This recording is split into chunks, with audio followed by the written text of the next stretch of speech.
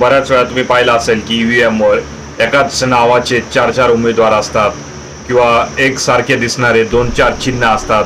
बारामतीमध्ये सुप्रिया सुळे यांचं चिन्ह आहे तुतारी वाजवणारा माणूस, तसंच बारामतीमध्ये अपक्ष उमेदवाराला तुतारी हे चिन्ह भेटलं आहे.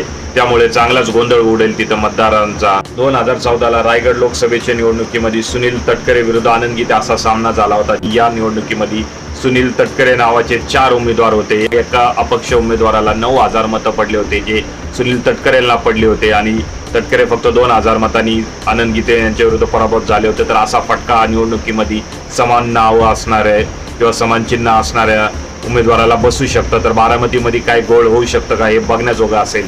प्रचारादरम्यान उमेदवार आपलं नाव व चिन्ह सांगून मतदारांना दमून जातो, पण तरीही मतदारांना चकवा देण्यासाठी विरोधकांकडनं अशा रणनीती राजकारणामध्ये पूर्वीपासून केल्या जातात. त्यामुळे मतदान करताना नीट वाचून व बघून मतदान करा.